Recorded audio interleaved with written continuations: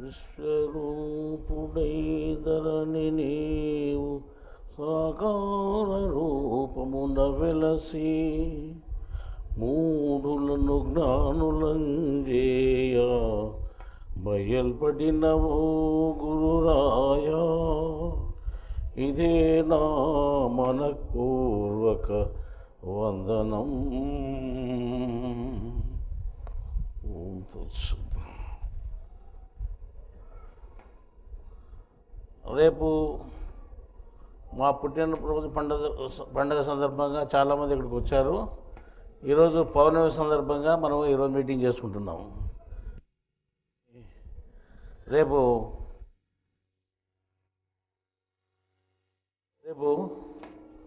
జ్ఞాన పరీక్ష మనకు ఉంటుంది. ఈరోజు జ్ఞాన పరీక్ష పేపర్లు మీరు బుక్ స్టాల్ నుండి తీసుకోవచ్చు. తీసుకొని ఈరోజు సాయంకాలానికంతా మాకు ఆ పేపర్లో మీరు జవాబులు రాసిస్తే అవన్నీ మేము ఎన్నో చూసి నైట్కి మేమే స్వయంగా చూసి అందులో తప్పులు ఏవి ఉన్నాయి, ఏవి కరెక్ట్ లేవు, కరెక్ట్ ఉన్నాయో చూసి వాటికి మార్కులు వేసి మళ్ళీ రేపు మీకు ఇవ్వడం జరుగుతుంది. తర్వాత ఇంతకుముందు ఒక పరీక్ష పేపర్ ఇచ్చాం, అది అందరూ రాశారు. ఇప్పుడు కొత్త పరీక్ష పేపర్ ఇస్తున్నాం, ఇది మీరు రాస్తారు. ఈ 20 ప్రశ్నలకు మేము జవాబులు రేపు చెప్తామన్నమాట. అంటే ఈరోజు పేపర్ మాత్రం జ్ఞాన పరీక్షగా స్వీకరిస్తాము. అది మీకు ముందు ఇచ్చిన పేపర్కు జవాబులు మీకు తెలియకపోతే దాంట్లో తెలిసే విధంగా చెప్తామని తప్ప ఇంకోటి ఏం లేదు. రేపు ఈ 2 పరీక్షల గురించి మనం జవాబు చెప్పుకునే విధానం ఉంది కాబట్టి సమయము మనం చాలాసేపు పట్టవచ్చు. దానివల్ల పుట్టినరోజు పండుగల గురించి మనం ఈరోజే మనం చెప్పుకోవాల్సి వస్తుంది. ఇప్పుడు రేపు జరగబోయే పుట్టినరోజు పండుగ అంటే ఒకటి పేరుకు మాత్రం పండుగ పెట్టుకునే పెద్ద ఆర్భాటాలు ఏమి జరగవు. ఇక్కడ టపాకాయలు కాల్చరు, పూలదండలు వేసుకోరు, ఆర్భాటాలు చేయరు. కానీ పండగ అని మాత్రం చెప్తారు, ఏమి జ్ఞానం చెప్తారు అంతే ఇక్కడ అని. ఇంతకుముందు పుట్టినరోజు పండుగ కూడా మీరు ఆదినారని, కానీ అక్కడ ఇటు ఏమీ లేవు. మరి ఈరోజు కూడా అట్లే ఉంటుంది. ఇప్పుడు మనం జ్ఞానం మాత్రం చెప్పుకుంటాము. అంటే పుట్టినరోజు అంటారు. రేపు పుట్టినరోజు నాది, కానీ ఈరోజు పుట్టినరోజు ఒకటి ఉంది. ఈరోజు పుట్టినరోజు ఎవరు పుట్టినారు? ఈరోజు ఎవరు పుట్టినారు? జ్ఞానం కబ్జా అయ్యింది అనే పుస్తకం పుట్టింది, గ్రంథం పుట్టింది. జ్ఞానం కబ్జా అనే గ్రంథం పుట్టింది. ఈ గ్రంథాన్ని మేము మొదటనే చెప్పాము, ఈ గ్రంథాలన్నీ మాకు పుత్రులతో సమానము అని. ఈ గ్రంథాలన్నీ మాకు పుత్రులతో సమానం అని. ఇప్పుడు 57వ గ్రంథం కాబట్టి 57 మంది కొడుకులుగా మేము లెక్కించుకుంటున్నాం. ఈరోజు ఒక కొడుకు పుట్టినట్టు మాకు లెక్కేసుకున్నాం. అది రేపు మేము పుట్టినట్టు ఈరోజు ముందుగా మా కొడుకు పుట్టినాడు. అర్థమైందా? అట్లా లెక్కేసుకుంటే సరే. ఇప్పుడు నువ్వు అంటే ఇది ఎక్కడ సంబంధం, బుక్కులు కూడా కొడుకులు అంటారు మీరు అని మీరు అనుకోవచ్చు. అంటే కీర్తి ప్రతిష్టలు తెచ్చేవాళ్ళు ఎవరైనా కొడుకులే. వాళ్ళ గురించి ఇప్పుడు నాకు శారీరకంగా బిందుపుత్రులు అనేటువంటి వాళ్ళు ఓ 4 ఉన్నారు. సరే, వాళ్ళు ఇప్పుడు పుట్టిన తర్వాత పెరిగి కొంత పెద్దయి కొన్ని సంవత్సరాలకు 20, 30 ఏళ్ళు, 40 ఏళ్ళకు వాళ్ళు ప్రపంచంలో పేరు ప్రతిష్టలు తెచ్చుకొని ఓ పలానాయపు కొడుకులు అనే పేరు ప్రతిష్టలు తెచ్చుకుంటే అది నాకు సంతోషించి అప్పుడు నేను సంతోషపడతాను. వాళ్ళు అప్పుడు నాకు పేరు ప్రతిష్టలు తెచ్చినట్టు అవుతారు. ఎంతవరకు చాలా టైం పడుతుంది వాళ్ళకు. అంటే కడుపున పుట్టిన పుత్రులకు ఆ విధానం ఉంది అనమాట. కానీ లిఖిత పుత్రులు అనేవాళ్ళు ఉన్నారు. లిఖిత పుత్రులు అంటే వ్రాయంగా పుట్టినటువంటి వాళ్ళు. వ్రాయంగా పుట్టినటువంటి వాళ్ళు ఎంతమంది ఉన్నారు? 57 మంది ఈ రోజుకు. మా అంచనాతో 64 మంది పుడతారనుకున్నాము. అప్పుడు పూర్తి ముసలి మితమేమో మళ్ళా అప్పుడు ఇంక పుట్టే అవకాశం ఉండదు. అంటే 64 మంది వరకు పుట్టేంత వరకు కూడా అవకాశం ఉంటుంది అనుకుంటున్నాము. దేవుడు తొందరగా వాళ్ళను పుట్టించి ఏర్పాటు చేస్తాడు అనుకుంటున్నాం. తర్వాత ఈ పుత్రుడు పుట్టాడు అనుకోండి. ఈ పుత్రుడు ఇంతకుముందు పుత్రుడు పుట్టారు, కానీ పుట్టిన మరుసటి రోజే పేరు తెచ్చినారు వాళ్ళు. కడుపును పుట్టిన కొడుకులు పుట్టితే అన్నాళ్ళు 20 ఏళ్ళకి 30 ఏళ్ళు పడుతుంది వాళ్ళు పేరు ప్రతిష్టలు తేవాలంటే. అవి చెడ్డ పేరు తేవచ్చు, మంచి పేరు తేవచ్చు. కానీ ఈ లిఖితంగా పుట్టినటువంటి పుత్రులు మాత్రం అందరూ మంచి పేరు తెచ్చారు. మీరంతా వాళ్ళని పొగుడుతున్నారు. మీరు వాళ్ళు పొగుడుతుంటే మాకు కూడా సంతోషమే, ఎందుకంటే మీరు పొగుడుతున్నారు కదా. కాబట్టి మా పుత్రులు మీరు పొగిడినప్పుడు మాకు కీర్తి ప్రతిష్టలు వచ్చేట్టే కదా. కాబట్టి మాకు సంతోషమే. ఈరోజు ఒక పుత్రుడు పుట్టాడు, అతను ఈ రోజునంటే మాకు కీర్తి ప్రతిష్టలు ఇస్తాడు కాబట్టి ఉంటుంది. కానీ ఇటువంటి పుత్రులు మాకు ఎంతమంది ఉన్నారు అంటే చాలామందికి పుత్రులు పుట్టారు ఇట గ్రంథ రూపంలో. కానీ వాళ్ళకు పుట్టిన పుత్రులు కూడా మంచి పేరు ప్రఖ్యాత ఇచ్చినారు కదా అని అంటే మా పుత్రులు ఇచ్చినంత పేరు ప్రఖ్యాతలు వాళ్ళు ఎవరి పుత్రులు తేలేదు అని చెప్పచ్చు. అదేమట్లా మీ బుక్కుల గురించి మీరు గొప్పగా చెప్పుకుంటున్నారు, మీ కొడుకుల గురించి మీరు గొప్పగా చెప్పుకున్నట్టు మీ గ్రంథాల గురించి మీరు గొప్పగా చెప్పుకుంటున్నారు అని వేరే వాళ్ళు అనొచ్చు అనమాట. అంటే మేమేం చెప్తున్నామంటే మా గ్రంథాల గురించి మేము గొప్పగా చెప్పుకోవడం కాదు, ఎవరి గ్రంథాలైనా ఒకటే, దాంట్లో సారాంశాన్ని బట్టి దానికి ఉంటుంది. ఆ సారాంశాన్ని బట్టి మీరు గొప్ప తగ్గు అని చెప్పుకోవడం జరుగుతుంది. మిగతా భగవద్గీతలు ఎన్నో ఉన్నాయి, అవన్నీ గ్రంథాలే, చాలామంది రాశారు. కానీ ఇక్కడ రాసినటువంటి భగవద్గీత గ్రంథం ఉంది, ఆ భగవద్గీత గ్రంథాలు అన్నిటికంటే ఇది గొప్పదని మీరు ప్రదర్శిస్తున్నారు కాబట్టి మేము సంతోషపడాల్సిన పని వచ్చింది. మళ్ళీ దానికంటే సరేలే ఎవరో మీ ముఖస్థుతి కోసం ఎవరో ఇది గొప్పగా అని చెప్పిండొచ్చు, మీరు దాన్ని గొప్పగా చెప్పుకుండొచ్చు, దీనికంటే ఇంకా మంచి గ్రంథాలు ఉండొచ్చు కదా. ఇప్పుడు మీ ముఖస్థుతి కోసం ఎవరో చాలా గొప్ప గ్రంథాలు చాలా బాగా రాసినారు అని చెప్పిండొచ్చు. అంత మాత్రాన మీరు మా పుత్రులే గొప్ప వాళ్ళు, వేరే పుత్రులు తక్కువ వాళ్ళు అనుకోవడం పెద్ద పొరపాటు కదా అని మీరు ప్రశ్న వేయచ్చు ఎవరైనా కానీ. అంటే అట్లా అనుకోవడం పొరపాటు కదా అని మేము ఇప్పుడు పొరపాటుగా అనుకోము, ఉన్నది ఉన్నట్లు చెప్తాము. వాస్తవంగా లెక్కేస్తే వాళ్ళకంటే వీళ్ళు గొప్పోళ్ళే. ఎందుకు గొప్పోళ్ళు? వాళ్ళ దగ్గర కనపరాంది ఎందుకు వీళ్ళ దగ్గర కనపొచ్చింది? ఏం కనపరుస్తూ ఉంది? జ్ఞానమే కదా. అంటే జ్ఞానంలో మీకు పెద్ద కనపరిచి ఉంటుంది, వాళ్ళకి పెద్ద కనపరిచి ఉంటుంది. అంటే ఎవరు ఊహకు వాళ్ళకి పెద్ద కనపరిచి ఉంటుందంటే అట్లా ఊహించుకోవడానికి కూడా కాకుండా మీరు ప్రత్యక్షంగా చూశారు. మీ ఇక్కడ పుట్టినట్టు ప్రతి గ్రంథము, చిన్న గ్రంథము కానీ పెద్ద గ్రంథం కానీ, ప్రతి గ్రంథము ఒక సంచలనాత్మక శక్తిగా ఉంది. వ్రాత రూపంలో మీకు సమాచారాన్ని అందించడమే కాకుండా చేతల రూపంలో కర్మను నిర్మూలన చేసింది. కర్మను నిర్మూలన చేసేటువంటి గ్రంథాలు ఏమైనా ఉన్నాయా అంటే ఎక్కడ ఉన్నాయా మీరు చూసారా? ఎక్కడ చూడలేదు మీరు. కర్మను నిర్మూలన చేసే గ్రంథాలు ఇవి ఒకటే అని చెప్పచ్చు. అంత గట్టిగా మీరు ఎటు చెప్తున్నారంటే నేను చెప్పేది ఏం లేదు, మీరు చూసుకోవచ్చు. ఒక కర్మ మీకు ఉంది అంటే మీరు భక్తిగా దాన్ని నమ్మినారు అంటే ఆ గ్రంథం మీ శరీరాలకు అతుక్కునే కర్మను కాల్ చేసిన తర్వాత వదలడం లేదు. 700 పేజీల గ్రంథం కూడా శరీరానికి కేవలం చిన్న కాగితంలాగా అతుక్కొని పోతుంది, బంకేసి కనిపించిన కాగితంలాగా అతుక్కొని పోతున్నది. అంత బరువు గ్రంథం కూడా అతుక్కొని పోతుంది అంటే దాంట్లో శక్తి ప్రత్యక్షంగా కనిపించేటే కదా. మిగతా ఎక్కడైనా అటువంటి శక్తి ఏ గ్రంథాలకైనా కనిపించిందా? పుట్టినప్పుడు ప్రపంచం పుట్టినటువంటి ఒక గ్రంథము మనిషికి అతుక్కోవడం ఎక్కడైనా జరిగిందా? జరగలేదు కాబట్టి మేము మా వాళ్ళు పెద్దోళ్ళు అంటున్నాం. అంతే కదా. ఇప్పుడు అంటే ఎవరు మా వాళ్ళు అంటే గ్రంథాలు, ఇక్కడ వ్రాయబడిన గ్రంథాలు ఈ గొప్పవే అని చెప్తున్నాం. దీంట్లో ఉండే సారాంశం అంతే, దాంట్లో ఉండే శక్తి అంతే. అవి కర్మను నిర్మూలన చేయడంలో కూడా వెనుకాడవు. అంటే భగవద్గీత అంటే భగవద్గీతే కదా, మీది భగవద్గీత, ఇంకోటిది భగవద్గీత కదా. భగవద్గీతలో తేడాలు ఉంటాయా అంటే భగవద్గీతలో దేవుడు చెప్పిన భగవద్గీత ఒకటే, కానీ మనం అర్థం చేసుకోవడంలో తేడా ఉంది, దాన్ని వివరించి చెప్పడంలో తేడా ఉంది. ఒక శ్లోకాన్ని 3 నెలలు చెప్పినటువంటి వాళ్ళు కూడా ఉన్నారు. ఒక శ్లోకాన్ని వివరించి చెప్పడం 3 నెలలు చెప్పినటువంటి వాళ్ళు కూడా ఉన్నారు. అయినా ఏం చేస్తావు? అందులో సారం లేదు, ఏం చేస్తావు? సారాంశం అనేది ఎక్కడైతే ఉందో అక్కడ శక్తి ఉంటుంది. ఎక్కడైతే జ్ఞానం ఉందో దాన్ని జ్ఞానశక్తిగా మనం లెక్కించుతాము. ఆ జ్ఞానశక్తి దేనికి పనికొస్తుంది అని మనం లెక్కేస్తే భగవద్గీతలో దేవుడు చెప్పినట్టు కర్మను కాల్చేదానికి మాత్రమే పనికొస్తుంది. అంటే జ్ఞానం దేనికి పనికొస్తుంది? భగవద్గీతలో ఏం చెప్పినాడు? ఏదైదాంశ సమీర్దోగ్ని భస్మసాత్ కురుతే అర్జున అన్నాడు. ఏ విధంగా అగ్నిలో కట్టెలు కాలిపోతాయో అదేవిధంగానే కర్మ అనేటువంటి కట్టెలు జ్ఞానం అనే అగ్నిలో కాలిపోతాయి అని చెప్పాడు. ఆ విధంగానే మనకు ఈ జ్ఞానంతో ఏమి అవసరము అని అంటే ఏం అవసరం లేదు. నీళ్ళతో మనకేం అవసరం ఉంది? దప్పిక లేని నీళ్ళతో అవసరం లేదు. ఎవరికి నీళ్ళతో అవసరము? దప్పిక ఉన్నప్పుడు నీళ్ళు అవసరం, దప్పిక కొన్నోనికి నీళ్ళు అవసరం, దాహమైనటువంటి నీళ్ళు అవసరం.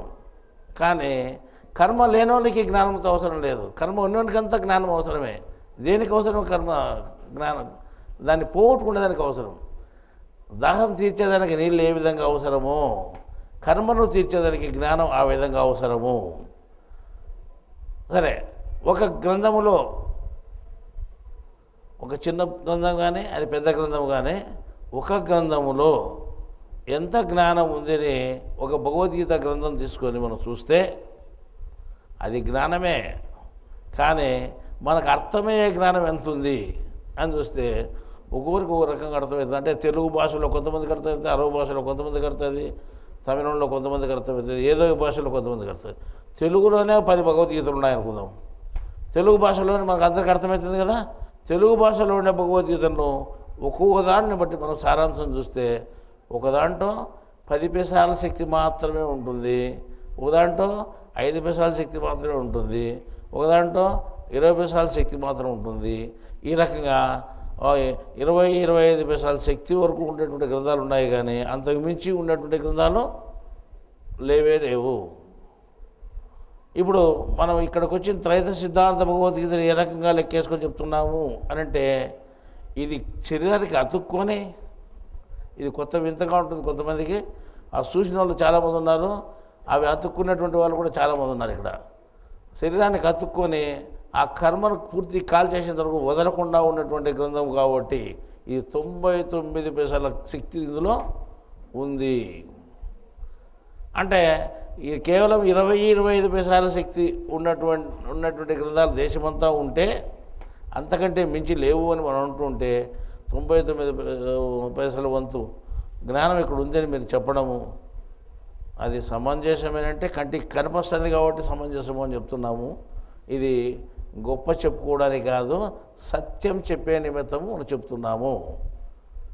సత్యం చెప్పకపోతే అర్థం కాదు కదా, సత్యం ఎప్పుడైనా బయటకు రావాల్సిందే కదా. కాబట్టి ఏది సత్యము అంటే, ప్రపంచంలో ఉండే భగవద్గీతల్లో 20-25 పైసల కంటే ఎక్కువ జ్ఞానం లేదు, టాప్ లెవెల్. అంటే మిగతా గ్రంథాల్లో అంతా 5 పైసలు 10 పైసల కంటే ఎక్కువ జ్ఞానం శక్తి లేదు. శక్తిని చూస్తే, గ్రంథం చూస్తే కాదు, శక్తిని చూస్తే గ్రంథం పెద్ద ఉండొచ్చు, గ్రంథం చిన్నది ఉండొచ్చు, కానీ అందులో శక్తి ఎంత మటుకు ఉంది లెక్కే చూస్తే ఆ శక్తిని కొలతగొల్చేటువంటి సామర్థ్యం ఉంటే, అది నేను చెప్తున్నాను 99 వంతులు దీంట్లో శక్తి ఉంది, మిగతా దాంట్లో అంత శక్తి లేదు. చిన్న గ్రంథమైనా అంతే, పెద్ద గ్రంథమైనా అంతే. ఏదైనా ఒక గ్రంథంలో తక్కువ ఉందంటే ఏ గ్రంథంలో కూడా తక్కువ లేదు. చాలామంది చూశారు, ప్రతి గ్రంథాన్ని పెట్టి చూశారు, ఈ గ్రంథంలో ఏముందో, ఈ గ్రంథం అతుక్కుంటుందో లేదో శరీరానికి అని. ప్రతి గ్రంథం అతుక్కుంది. ఈ మధ్యన దుబాయ్ నుంచి ఒక ఫోన్ వచ్చింది, అక్కడ హైదరాబాద్కు భాస్కర్ రెడ్డి మనిషికి ఏమని వచ్చింది, అతను చెప్పాడు మాకు, దుబాయ్లో వ్యక్తికి తలనొప్పి వచ్చిందంట, దిక్కుదేని పరిస్థితుల్లో గురువు అనే బుక్ పెట్టుకున్నాడంట అతను తల మీద. అంటే అది అట్లే కరుచుకొని పోయింది, చెంపకు కరుచుకొని పోయి ఒక 10 నిమిషాల వరకు అట్టే కరుచుకొని తలలో ఉండే నొప్పినంతా లాగేసి అప్పుడు వదిలిచ్చేసింది. అంటే ఆ కర్మనంతా, అది ఎంత కర్మ ఉండేదేమో, ఆ కర్మనంతా లాగేదానికి 10 నిమిషాలు టైం పట్టింది. 10 నిమిషాలు అట్లే అతుక్కొని ఉంది, ఇది అతుక్కొని ఆ కర్మనంతా చేసేసింది. అంటే ఏం బుక్? గురువు అనే బుక్.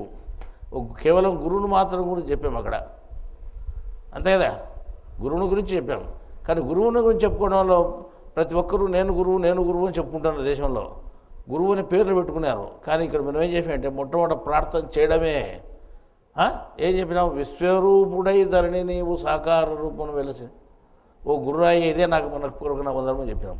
అంటే గురువు అనేటువంటి వాడు అంటే విశ్వరూపంగా అంతటా వ్యాపించి ఉన్నటువంటి వాడు దేవుడు. అతను ఎక్కడైనా సాకార రూపంగా రావచ్చు. అటువంటి గురువు ఎక్కడైనా ఉంటే ఆయనకు మేము నమస్కారం చేస్తున్నాము అని చెప్తున్నాం. ఆయనకు నమస్కారం చేస్తున్నాను అంటాను. అంటే నువ్వు చేసేవాడిని, నువ్వు గురువు కాదా అంటే, నేను గురువునైతే నేను ఇంకొకరికి ఎందుకు నమస్కారం చేస్తా? కాదు, నువ్వు గురువు ఉన్నాడనే ఉద్దేశంతోనే చేస్తున్నావు. కానీ ఎక్కడున్నాడంటే, ఎక్కడున్నట్టు తెలియదు, ఎక్కడో విశ్వమంతా వ్యాపించుంటాడంట, ఎక్కడో సాటు ఉంటాడు. అవి ఎక్కడన్నా ఉన్నాయి, ఆయనకు నమస్కారం. జ్ఞానం మాకు అందిస్తాడు కాబట్టి. అంటే ఇక్కడ పెద్ద తతంగం ఉంది, అర్థం కాదు తతంగం. అంటే ఇడేం చెప్పినా అంటే, ఒక గ్రంథంలో తండ్రి కుమారుడు అనేటువంటి మాట వచ్చింది. ఇప్పుడు నేను చెప్పాను నా గ్రంథం కొడుకు, నేను తండ్రిని అని. ఇప్పుడు ఎవరికి తండ్రి? నేను నా గ్రంథానికి నేను తండ్రిని.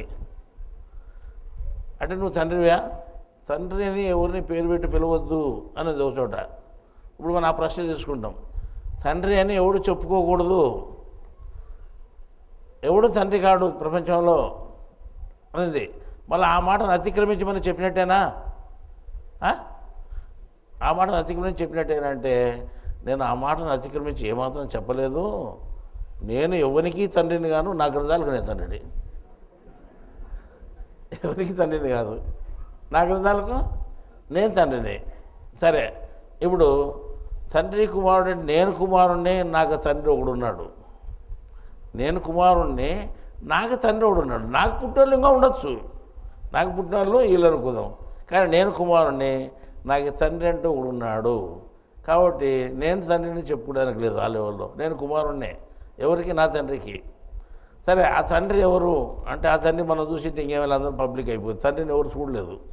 తండ్రిని చూడలేదా మళ్ళా అంటే, ప్రకృతి సంబంధం తల్లిదండ్రులు చూసిండొచ్చు, కానీ వాళ్ళు నిజమైన తల్లిదండ్రులు కాదు. వాస్తవంగా తండ్రి అని ఎవరిని అంటున్నామంటే, నిన్ను ఎవడైతే పుట్టించినాడో వాడిని తండ్రి అంటున్నాము. అంటే ఇది ఎక్కడ వింతయ్యా, నిన్ను పుట్టించినాడు నీ తల్లిదండ్రులే కదా అని మీరు ప్రశ్న వేయచ్చు. తల్లి తండ్రి అనే గ్రంథంలో మేము మొదటనే రాసి పెట్టాము. ఏమని? తర్వాత హేతువాదం అనే గ్రంథంలో కూడా రాసి పెట్టాము. ఏమని రాసినాము? ఎవ్వడు వాళ్ళ తండ్రికి పుట్టలేదు. నాకు ఇంతమంది కొడుకులు ఉన్నారని అనుకున్నారు, బయటికి పేరుకు మాత్రమే. వాస్తవంగా ఎవరికి పుట్టలేదు. కానీ పుట్టిన వాళ్ళంతా ఎవరికి పుట్టారు? మొట్టమొదటి భగవద్గీతలో గుణత్రయ విభాగ యోగం అని మొట్టమొదటి 2-3-4 శ్లోకాల్లోనే చెప్పినాడు. ఏమని చెప్పినాడంటే, దేవుడు ప్రపంచంలో ఎవడు పుట్టినా కానీ వాడు నాకు కొడుకే అవుతాడు, ప్రకృతి తల్లి అవుతుంది, నేను తండ్రిని అవుతాను నీకేం చెప్పాడు. అంటే ప్రపంచానికంతా నేను తండ్రిని అని చెప్పాడు. ఎవరు? దేవుడు చెప్పాడు. ఇప్పుడు మనం ఎవరిని ఇక్కడ పెద్ద ఆలోచన చేసుకుంటే, మీరు అర్థం చేసుకుంటే, ఇక్కడ జ్ఞానము చాలా సంక్లిష్టంగా ఉంటుంది. అంటే ఇప్పుడు మనం ఇరుక్కోవచ్చు, తప్పించుకోవచ్చు, 2 రకాలు ఉంటుంది ఇక్కడ. ఇప్పుడు నేను నా తండ్రికి నేను కుమారుణ్ణి అంటే, తండ్రి అంటే ఎవరు అంటే, ఒక ఆయన చెప్పినాడు గ్రంథంలో, నా తండ్రి ఒక ఆయన ఉన్నాడు అన్నాడు. ఆ తండ్రి నేను చూడలేదు అని చెప్పాడు. ఇంకొకటి అంటే, మీరు చూడలేదన్నాడు. నా తండ్రి మీరు చూడలేదు అన్నాడు. సరే, నా తండ్రి నేను ఏకమై ఉన్నాము అని చెప్పాడు. నా తండ్రి నేను ఏకమై ఉన్నాము, ఇద్దరము కలిసి ఉన్నాము. ఇద్దరం కలిసి ఉన్నాము అని అంటే అది ఎట్లా సాధ్యమవుతుంది అని మనకు ఒక ప్రశ్న వస్తుంది. కానీ ఆధ్యాత్మిక రీత్యా లెక్క వేసుకుంటే నువ్వు కేవలం జీవాత్మవే. జీవాత్మ అయినటువంటి వాడు ఎప్పుడైనా కుమారుడే. తండ్రి అయినటువంటి వాడు వానికంటే పెద్దోడు. తండ్రి అయినటువంటి చైతన్యం కలిగి తర్వాత శరీరంలో గర్భంగా మారేదానికి అవకాశం ఇచ్చి ఒక శరీరం తయారదానికి ఏర్పాటు చేసి పెట్టేవాడంతా తండ్రి. ఎవడు అంటే శరీరంలో ఉండే ఆత్మే. శరీరానికి ఎవరైతే యజమానిగా ఉన్నాడో ఆ యజమానే నీకు తండ్రిగా ఉన్నాడు. అర్థమైందా? ఇక్కడ బాగా అర్థం చేసుకోండి. నీకు తండ్రి ఎవడు అంటే, జీవాత్మకు తండ్రి ఎవడు అంటే, నేను ఒక జీవాత్మను, నాకు తండ్రి ఆత్మ, శరీరంలో ఉండే ఆత్మ. కాబట్టి నేను నా ఆత్మతో కలిసి ఉంటే, తెలుసుకుని ఉంటే, నేను నా తండ్రి ఏకమై ఉన్నాము. నేను వేరుగా లేను అని అక్కడ ఒక చెప్పిన మాట ఉంటుంది. ఆ జ్ఞానం మనకు అర్థం కాలేదు, ఎవరికీ అర్థం కాలేదు. అది ప్రత్యేకించి ఒక సమాజంలో చెప్పబడింది. ఆ సమాజానికి మొత్తానికి ఎవరికి ఆ మాట అర్థం కాలేదు. ఇంకో చోట పరిశుద్ధాత్మైన నా తండ్రి అన్నారు. అంటే దేవుడు నా తండ్రి అన్నారు. ఇక్కడ దేవుడిని మన తండ్రి అని చెప్పినామా? మీరు ఆలోచన చేసుకోండి. దేవుడిని తండ్రి అని చెప్పలేదు. ఎవరిని తండ్రి అని చెప్పినాము? ఆత్మను తండ్రి అని చెప్పినాము. నా తండ్రి ఎవరు? ఆత్మ అని చెప్పినాం, మధ్యలో ఉండేది. కానీ దేవుడిని నేను చెప్పలేదు. దేవుడు అన్నిటికీ సంబంధం లేనుడో చెప్పినాం. కానీ ఇంకో చోట దేవుడే తండ్రి అని చెప్పబడింది. దేవుడే తండ్రి అని చెప్పినప్పుడు మళ్ళీ ఈ మాట ఏమవుతుందంటే, వాస్తవంగా దేవుడు తండ్రి అయ్యే విధానం కూడా ఉంది. ఎప్పుడు దేవుడు తండ్రి అవుతాడు? నువ్వు ఆత్మవైతే ఈ ఆత్మకు దేవుడు తండ్రి అవుతాడు. నువ్వు జీవాత్మవైతే జీవాత్మకు ఆత్మ తండ్రి అవుతాడు. చూడండి ఎటువంటి లిటిగేషన్ ఇది. ఈ రకంగా అంటే నువ్వు డైరెక్ట్గా దేవునికి తండ్రి కావు, కొడుకు కాదు. నువ్వు ఎవరికి కొడుకు? ఆత్మ కొడుకు. ఆత్మ ఎవరికి కొడుకు? దేవుని కొడుకు. అర్థమైందా? కాబట్టి నేను నా ఆత్మతో కలిసి ఉండడానికి అవకాశం ఉంది. కాబట్టి నేను నా తండ్రి కలిసి ఉన్నాము అనే వాక్యం చెప్పబడింది. అటువంటి అవకాశం ఉంది. నువ్వు నీ తండ్రి కలిసిపోయిన తర్వాత నువ్వు లేవు, తండ్రి ఒకడు ఉంటాడు. అప్పుడేమవుతుంది? నువ్వు కుమారుడు అవుతావు, తండ్రి దేవుడు అవుతాడు. నా తండ్రి అయిన దేవుడు. అప్పుడు ఏమనొచ్చు? నేను నా తండ్రి అయిన దేవుడు అనొచ్చు. ఇప్పుడు ఆ మాట అంటే ఏమవుతుంది? తప్పు అవుతుంది. అప్పుడు ఆ మాట అంటే ఏమవుతుంది? రైట్ అవుతుంది, సరిపోతుంది. ఇట్లా జ్ఞానంలో ఎంత స్థాయికి ఏ మాట మనం మాట్లాడుతున్నాము అని లెక్కేసుకొని మాట్లాడితే కరెక్ట్ అది జ్ఞానం శక్తి ఉద్భవిస్తుంది. అందులో తెలియకుండా మాట్లాడితే ఏమాత్రం శక్తి ఉద్భవించదు. నేను ముందే చెప్పాను, భగవంతుడు అంటే తెలియదు, దేవుడు అంటే తెలియదు, ఇద్దరిని కలిపేసుకొని మాట్లాడుతున్నారు. భగవంతుడు దేవునికి కొడుకు అవుతాడు, భగవంతుని తండ్రి దేవుడు అవుతాడు. కానీ లెక్కేసుకుంటే ఇద్దరు ఒకటే అవుతారు, ఇద్దరు ఒకటే అవుతారు. ఇదంతా పెద్ద తతంగము, ఏమీ అర్థం కాదు. కానీ దీన్ని అర్థం చేసుకోవాలంటే ఏమి? జ్ఞానం అనేది పూర్తి అర్థం కావాలా? జ్ఞానం అనేది ఏమిటిది, ఎక్కడుంది అని మనం లెక్కేసుకుంటే జ్ఞానం అనేది భగవద్గీతలో సంపూర్ణంగా ఉంది. మళ్ళీ భగవద్గీత చదివితే మనకు తెలుస్తుందా? తెలుస్తుంది. ఎందుకు తెలియదు? నువ్వు జీవాత్మ అని నీకు తెలుస్తుంది. నువ్వు ఏమీ తెలియని వాడవని నీకే తెలియదు. వాస్తవంగా నువ్వేమీ తెలియని వాడివే అన్నది. అంటే నువ్వు జీవాత్మ అనే విషయం కూడా నీకు తెలియదు, నువ్వెవరో కూడా నీకు తెలియదు. అటువంటి పరిస్థితిలో మనిషి ఉన్నాడు. ఇంతకుముందు మనం చెప్పుకున్నాం, మనిషి చాలా తెలివైనడని చాలామంది చెప్పారు. నేనేం చెప్పలేదు, నేను ఎప్పుడు చెప్పలేదు అనుకోండి. చాలామంది చెప్పారు. ఏమని చెప్పారు? మనిషి చాలా తెలివైనడని చెప్పినారు. తర్వాత మనిషి జన్మ చాలా పుణ్యం చేస్తే వస్తుందని చెప్పారు. ఆ దేశమంతా అది చెప్తున్నారు. కానీ ఇక్కడ ఏం చెప్తున్నాం? చాలా పాపం చేస్తే మనిషి జన్మ వస్తుందని చెప్పినాం మనం ఇక్కడ మీకు ఆపోజిట్గా. అంటే వాస్తవం ఇది. అది తెలియక చెప్పుకుంటున్నారు. కానీ వాస్తవంగా ఎక్కువ పాపం చేసిన వాళ్ళకే మనిషి జన్మ వస్తుంది. తర్వాత మనిషి చాలా తెలివైనడు అని అందరూ అంటున్నారు. మనిషి జంతువుల కంటే పక్షుల కంటే చాలా తెలివి తక్కువడని ఇక్కడ చెప్తున్నాం. ఇదేందా విచిత్రము? మన సర్కస్లో సింహాన్ని బోన్లు వేసి ఆడిస్తున్నాము, పక్షులు ఆడిస్తున్నాము. ఎట్లా చెప్తే అట్లా ఏదైనా చేసుకున్నాం. తెలివైనడే కదా ఇట్లా చేసేది. అవి తెలివి తక్కువ అన్నీ మనిషి మాట మనిషి చేతులు ఇరుక్కున్నాయి కదా అని అంటాడు. నువ్వు కూడా ఇరుక్కుంటావు. ఏమన్నా తెలివి తక్కువ చేతులు ఎప్పుడైనా అవుతుంది. నమ్మినావా? పక్క మోసం చేస్తాడు, అప్పుడు నువ్వు కూడా ఇరుక్కుంటావు. కానీ నువ్వు అప్పుడు తెలివి తక్కువ అవుతావా? కానీ నీ తెలివి ఉంది, నీ తెలివికి దీనికి సంబంధం లేదు. మనిషి దగ్గర ఏముంది అంటే మోసం ఉంది పెద్దది. జంతువుల దగ్గర అది లేదు. జంతువులు నమ్మితే పూర్తి నమ్ముతాయి, కానీ మోసం చేసేది ఏం లేదు. కానీ మనిషి మాత్రం దానికంటే ఎక్కువ మన దగ్గర మోసం ఉంది. అంటే ఎక్కువ కాదు, దాని దగ్గర లేదు, అసలు మన దగ్గర ఉంది. అట్లుంది అనమాట. ఈ మోసంతో దాన్ని జయించడం జరిగింది తప్ప తెలివితో కాదు. కాబట్టి మనిషి తెలివైనడు అనే కాదు, తెలివి తక్కువడు. మనిషి పుణ్యం చేసి పుట్టలేదు, చాలా పాపం చేసి పుట్టాడు.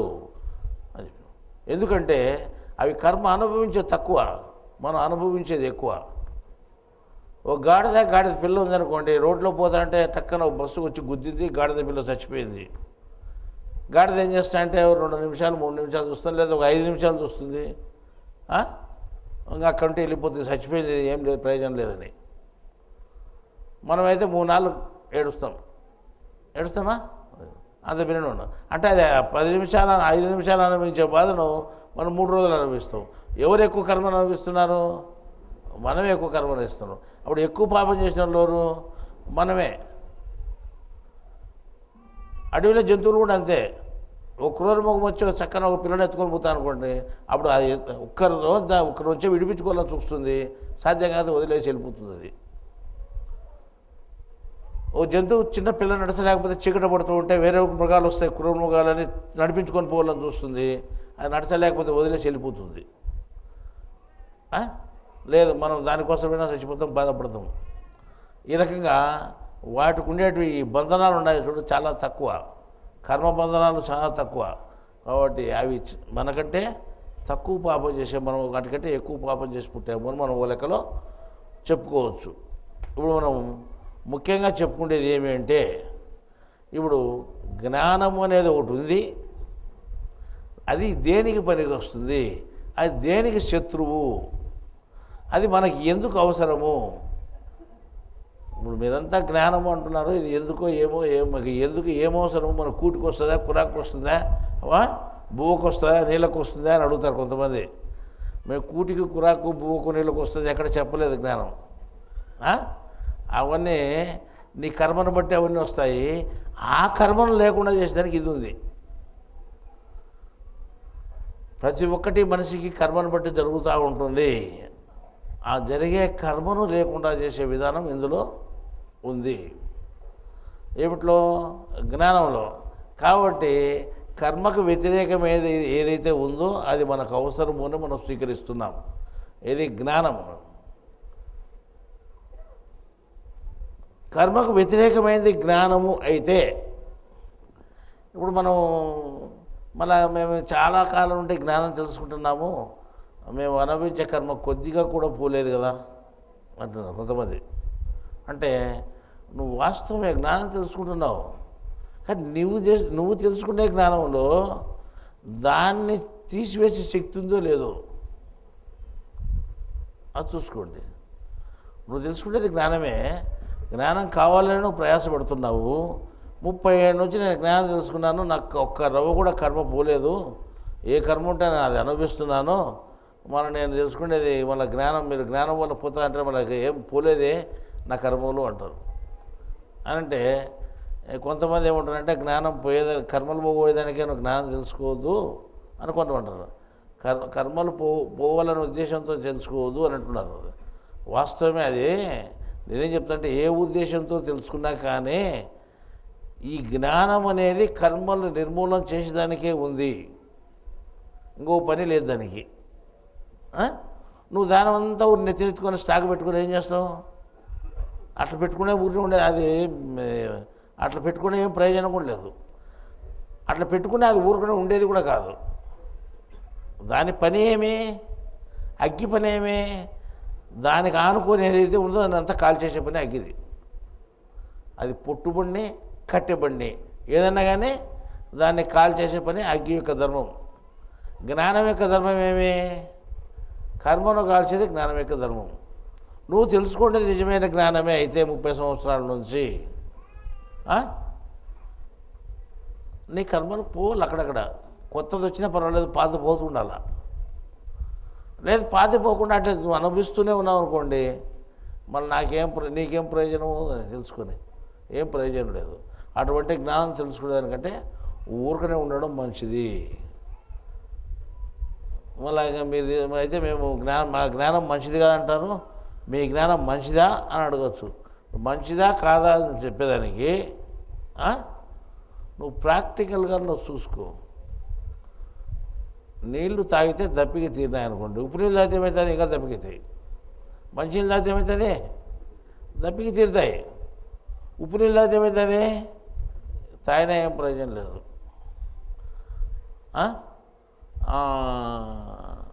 ఈ రకంగా జ్ఞానములో చాలా తేడాలు ఉన్నాయి. అంటే ఇంతవరకు జ్ఞానము అనేది ఒకటి ఉంది చెప్పుకున్నాము, జ్ఞానం గొప్పదని చెప్పుకున్నాము. వాస్తవమే గొప్పదే, అది ఒకటి ఉండేది నిజమే, జ్ఞానం అనేది జ్ఞానమే. కానీ జ్ఞానములో శక్తి ఎంత ఉంది అందులో. మనుషులు ఉన్నారు బాగా కసరత్తు చేసి బాగా బలాన్ని పుంజుకొని శరీరానికి అంతా బలాన్ని ఎక్కించుకుంటారు, అలవాటు చేసుకుంటారు. ఎంత పెద్ద రాయినైనా ఎత్తుతారు, ఎంత పెద్ద మనిషినైనా పైకి ఎత్తేస్తారు. కానీ ఏం అలవాటు లేకుండా మామూలుగా మనిషి ఉన్నాడు, వాడు ఏం చేస్తాడు? ఆ బరువు ఎత్తలేడు. రెజ్లింగ్ మ్యాన్ ఉన్నారు, కుస్తీ పట్టేవాళ్ళు, 100 కేజీలు బరువు ఉన్నవాడైతే వాళ్ళు 200 కేజీలు అట్లా అది అలవాటు అయిపోయి ఉంటుంది. 200 కేజీలు కూడా చులకనగా అలకనగా ఎత్తేస్తాడు. కానీ ఇప్పుడు మేము 100 కేజీలు మేము ఉన్నాము, మా కనీసం 20 కేజీలు కూడా ఎత్తలేము. అంటే మనకు అలవాటు లేదు. అది అంటే మనలో శక్తి లేదు. అలవాటు అంటే మనకు ఆ శక్తి లేదు, వాళ్ళలో ఆ శక్తి ఉంది. ఆ రకంగా జ్ఞానంలో శక్తి ఉండే జ్ఞానం ఉంది, శక్తి లేని జ్ఞానం ఉంది. శక్తి ఉండే జ్ఞానం ఏమింది? నీ కర్మను కాల్చివేస్తుంది. శక్తి లేని జ్ఞానం ఏం చేస్తుంది? కర్మను ఏమీ చేయలేదు. మరి శక్తి ఉండే జ్ఞానం ఎక్కడుంది? శక్తి ఉండే జ్ఞానం ఎక్కడుంది అంటే ఒక చోటే ఉంటుంది. అది ఎక్కడ ఉంటుంది? దైవత్వం ఎక్కడ ఉంటుందో అక్కడ ఉంటుంది. దైవత్వాన్ని గురించి చెప్పేదే శక్తి ఉండే జ్ఞానం. జ్ఞానం అంటే ఏమిటిది? దైవత్వాన్ని గురించి తెలుసుకునేదే శక్తి ఉండే జ్ఞానం. దైవత్వాన్ని గురించి తెలుసుకునేది జ్ఞానం అయితే మేము తెలుసుకుంటాండేది అని అంటే నువ్వు దైవత్వం అనే పేరు పెట్టుకునే తెలుసుకుంటున్నావు. కానీ అందులో దైవత్వం ఉందా లేదా అని మీరు చూడండి. నేను ఒక దేవతను మొక్కుతున్నాను, మళ్ళీ నాకు జ్ఞానం లేదా, జ్ఞానశక్తి లేదా అంటే దేవునికి మొక్కితే జ్ఞానశక్తి వస్తుంది. దేవునికి సంబంధించిన జ్ఞానము, దేవునికి సంబంధించిన జ్ఞానం తెలుసుకుంటే జ్ఞానశక్తి వస్తుంది. కానీ దేవతలకు సంబంధించిన ఏది దానికి మొక్కినా కానీ ఏదేని తెలుసుకున్నా కానీ అది జ్ఞానము కాదు, అందులో జ్ఞానశక్తి ఉండదు. అర్థమైందా? జ్ఞానశక్తి లేదు, దేవతలే నిరూపణ చేసుకుంటున్నారు, మీరు నిరూపణ చేస్తున్నారు. ఈరోజు పౌర్ణమి, చంద్రగ్రహణము, భయపడి దేవతలు వాక్యాలన్నీ మూసేసుకున్నారు. ఈ పొద్దు ఉదయం 8 గంటలకు మూసేసి రేపు ఉదయం 6 గంటలకు తెరిచేవాళ్ళు ఉన్నారు. ఇప్పుడు మూసేసినారు. ఇప్పుడు టైం చూసుకున్న దేవాలయాలు వాక్యాలన్నీ మూసుకున్నారు. ఇప్పుడు గ్రహణం అని ఈ దేవాలయం తెరుచుకున్నది, పోయలేదు. దీనికి భయం లేదు, వాళ్ళకి భయం ఉంది. ఇది శక్తి, నా దగ్గరే శక్తి ఉంది, ఇంకో నన్నేం చేస్తుంది అనే దేవుడు ఈయన. వాళ్ళు ఉండే శక్తి పోతుందని వాళ్ళు కాపాడుకోండి, వాళ్ళ సాగు. వాళ్ళు కాపాడుకున్నారు, వాక్యం వేసుకుని వాళ్ళు కూర్చుంటే మీరు పోయి వాళ్ళు అడుక్కుండేది ఏం పెద్ద పని? అదే ఇప్పుడు ఏమన్నా మంచి పని? అది మంచి పని కాదు. వాళ్ళు కూడా అన్నిటికీ భయపడి, చంద్రగ్రహణానికి భయపడి వాళ్ళు వాక్యాలు వేసుకున్నారు. ఇప్పుడు చంద్రగ్రహణం, సూర్యగ్రహణం జరిగితే గ్రహణం రోజు గర్భిణీ మనుషులు బయట రాకూడదు, గ్రహణం కీడు కొడుతుంది అని అంటుంటారు. అంటే వీళ్ళకి ఏదో భయపడే కదా లోపల ఉండేది. వాళ్ళకి ఏం కీడు కొడుతుందో ఏమో కానీ వాక్యాలు వేసుకున్నారు. మళ్ళీ ఏం కీడు, వాళ్ళకి ఏం భయం మళ్ళీ చంద్రగ్రహణం, చంద్రుడు చూస్తే. కానీ వాస్తవంగా ఈరోజు జరిగే పనే కదా. ఈరోజు అందరూ అట్టే చేస్తున్నారు. ప్రతి దేవాలయము మూతపడినది ఈరోజు. ఎందుకు అంటే అది వాళ్ళు శక్తిహీనులు, శక్తి తక్కువవంతులు. కానీ శక్తి ఉన్నటువంటి వాడు దేవుడు. నిజమైన దేవుడు ఎక్కడన్నా ఉన్నా ఆ దేవునికి ఏ గ్రహణము ఏమి చేయదు, శక్తి ఎక్కడా పోదు. కానీ ఇప్పుడు కృష్ణుడు మనిషి, అయినా దేవుడు కాదు, మనిషి, మన మాదిరి పుట్టిన మనిషి. ఆ మన మాదిరి పుట్టిన మనిషిని మనం ఏం చేసామంటే ఒక దేవాలయం కట్టి అందులో పెట్టి మనం పూజిస్తున్నాం, మన నమ్మకం కొద్ది అని. ఆ శక్తిని ఎవరు ఏమీ చేయలేరనే ఉద్దేశంతో మనం చేస్తున్నాము అని. మళ్ళీ అంత గొప్ప శక్తి ఏముంటుంది అంటే మనం ఏం చెప్పినామంటే ఒక సూత్రం చెప్పినాం. మనిషి ఎప్పటికీ దేవుడు కాడు అని చెప్పినాం.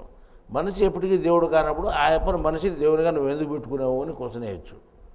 మీకు ఇంతకుముందు ఒక ప్రశ్న పేపర్ ఇచ్చాను, మోసంలో పెద్ద మోసం ఏది అని. అంటే దాంట్లో అది ఇది 4 చెప్పి 4లో ఒకటి చెప్పాము. మనిషిని దేవునిగా పూజించడము, దేవుణ్ణి మనిషిగా పూజించడము అని 2 ఆప్షన్లు ఇచ్చాం. కానీ ఏది పెద్ద మోసం అంటే మనిషిని దేవునిగా పూజించడం పెద్ద మోసం. ఏది కరెక్టు? మోసం కాని పద్ధతి ఏమిటంటే దేవుణ్ణి మనిషిగా పూజించడము సరిపోతుంది, సమంజసం. కానీ మనిషిని దేవునిగా పూజించకూడదు. మనిషి ఎప్పటికీ దేవుడు కాడు, దేవుడు ఎప్పటికైనా మనిషి కావచ్చు. అంటే ఇదేమిటిది 2 రకాలుగా చెప్తావు? మేక తోక తోక మేక మేక తోకని యాదిని అని అంటే అట్లా కాదు. బాగా ఆలోచన చేసుకోండి. దేవుడు మనిషిగా రావచ్చు, మనిషి దేవుడిగా మారేదానికి అవకాశం లేదు. మనిషిగా ఉంటే చచ్చిపోయిన తర్వాత దేవుడు అవుతాడేమో కానీ మనిషి ఎప్పటికీ దేవుడు కాడు. కానీ దేవుడు ఏం చేస్తాడంటే మనిషికి జ్ఞానం చెప్పాలనే నిమిత్తము ఆయన మనిషిగా వస్తాడు, మనిషికి వచ్చి జ్ఞానం చెప్తాడు. మనిషిగా వచ్చి జ్ఞానం చెప్తేనే మనకు అర్థమయ్యేది, లేదు అర్థం కాదు. ఒక గ్రంథంలో దైవ గ్రంథం, పేరు దైవ గ్రంథం. దైవ గ్రంథం ఒకటే ప్రపంచానికంతా, దైవ గ్రంథం ఒకటే ప్రపంచానికంతా. అది మొదటిది ఉండొచ్చు, చివరిది ఉండొచ్చు, మధ్యలో ఉండొచ్చు. నువ్వు మొదటి తెరిచినా అదే, చివరిలో తెరిచినా మధ్యలో తెరిచినా అదే. అంతిమ దైవ గ్రంథము అనేది ఇది. అంతిమలో ఉంటే మొదటిది ఒకటి ఉంటుంది, మొదటి దైవ గ్రంథం. మొదటిది ఉంటే మధ్యలో పేజీలు ఉంటాయి వాస్తవంగా, అంతే కదా. ఇటు చివరిది అంటే మొదలు ఉంటుంది, మొదలు అంటే మధ్యలో పేజీలు ఉంటాయి. ఇప్పుడు మధ్య గ్రంథము, చివరి గ్రంథము, మొదటి గ్రంథం, 3 గ్రంథాలు ఉన్నాయి. 3 గ్రంథాలు రాసినది ఒకటే, జ్ఞానం ఒకటే. అందులో భారతం ఉంది, భారతంలో ఉండేది కౌరవులు పండుగల సమాచారం తప్ప ఏమీ లేదు. కానీ రాసినది 3. మొదట నన్నయ్య, తర్వాత తిక్కన, తర్వాత ఎర్రాప్రగడ అని 3 కవులు రాశారు. 3 కవులు రాసినా అదే రాశారు. ఎవరిది? పాండవులు కౌరవులు, పాండవులు కౌరవులు, పాండవులు కౌరవులే, ఇంకోటి ఏది లేదు. ఇప్పుడు భగవద్గీత ప్రథమ దైవ గ్రంథము, బైబిల్ మధ్య దైవ గ్రంథము, ఖురాన్ అంతిమ దైవ గ్రంథం అనుకుంటాము. ఇక్కడ ఏముంది? దేవుడు మనిషి, దేవుడు మనిషి, దేవుడు మనిషి, దేవుడు మనిషి, ఇంతే, ఏది లేదు అంటూ, అంతే కదా. దేవుడు మనిషి అని తప్ప 2 గురించి ఏమీ లేదు, దేవుని గురించి మనిషి గురించి. మళ్ళీ ఇంకోటి ఏమి సమాచారం లేదు. అప్పుడు దైవగ్రంథం అనేది ఒకటే కదా. దైవగ్రంథంలో ఏం చెప్పినాడంటే, ఈ ఇందులో ఉండే విషయ జ్ఞానము ఇక అర్థం కాదు, ఇది ఏ మానవునికి తెలియదు. ఇక్కడ మేము చెప్పినటువంటి ఈ గ్రంథంలో ఉండేటువంటి జ్ఞానము ఏ మానవునికి తెలియదు. ఎవరికి తప్ప? దేవునికి తప్ప. దేవుని నాకు తప్ప ఏ మానవునికి అని చెప్పినాడు. నాకు తప్ప ఏ మానవునికి తెలియదు అని దేవుడు చెప్పితే, అప్పుడు మళ్ళీ దేవుడే చెప్పాలి కదా ఈ విషయం. ఆ గ్రంథంలో ఉంది, దేవునికి తప్ప నాకు తప్ప ఏ మానవుడికి తెలియదు. చెప్తే నేనే చెప్పాలి. ఆ మాట అంటే ఏముంది? నేనే చెప్పాలని అర్థం. ప్రపంచంలో పొడుగోడు ఒకటే అంటే మిగతా వాళ్ళంతా పుట్టలేని అర్థం. ఇంకోడు పొడుగోడు ఉన్నాడని లెక్కలేదు, అంతే కదా. మిగతా వాళ్ళంతా పుట్టలే, ఒకటే పొడుగోడు. ఇప్పుడు మనం ఏమంటున్నామంటే, నాకు తప్ప ఏ మానవునికి తెలియదన్నప్పుడు, తెలియదన్నప్పుడు మీరు ఊరుకునే ఉండాలి కదా. ఆయన చెప్తాడని వీళ్ళు ఏం చేసినారు? గ్రంథాల మీద గ్రంథాలు, గ్రంథాల మీద ఒకటి ఇంత మీద ఒకటి ఇంతలా రాసినారు. ఉండేది ఒకటే, దాన్ని వివరించి వివరించి వివరించి రాసినారు. దేవుడు ఏం చెప్పినాడు? మీకు తెలియదని చెప్పినాడు కదా. తెలియని చెప్పినప్పుడు మీరెందుకు రాయాలి? ఇంకొక ఆయన అంటాడు, ఆయన హిందువు కదా, అంతిమ దైవ గ్రంథం ఖురాన్ కదా, ఖురాన్ గురించి హిందువు ఖురాన్ గురించి ఎట్లా రాసినాడు? ఎట్లా తెలుస్తుంది రాసేదానికి? ఏమని రాస్తాడు? హిందువు ఖురాన్ గురించి ఎలా రాయగలిగినాడు, ఎట్లా రాస్తాడు, ఎట్లా రాయగలిగినాడు, ఎట్లా తెలుస్తుంది అని చెప్పినాడు. సరే, నాకు వద్దులేవా హిందువు ఖురాన్ విషయం తెలుదులే, దేవుడు చెప్పిన మనిషికే తెలుదన్నాడు, మీకు ఎవరికి తెలుదుపోన్నాడు. మళ్ళీ మీరెందుకు రాసినారు? మేము ప్రశ్న వేయచ్చు కదా, మీరెందుకు రాసినారు బుక్ అదని? మీకు ఎవరికి తెలియదన్నాడు, మీరు ఎందుకు రాసినారు? మీరు ఊరుకోండాల్సింది. ఇప్పుడు మీరు మళ్ళీ నువ్వు హిందువు ఓ ముస్లిం గ్రంథాన్ని ఎలా రాయగలిగినాడంటే, దేవుడు ఏం చెప్పినాడు? నేను చెప్పినది అందరికీ సమానమే, హిందువు లేడు ముస్లిం లేడు నా లెక్కలో అని చెప్పాడు. దైవగ్రంథం దైవగ్రంథమే, మనుషులకు అందరికీ వర్తించేది, మానవులకు అందరికీ సరిపోయేది ఇది అని చెప్పినాడు ఆయన. అని చెప్పినాడా లేదా?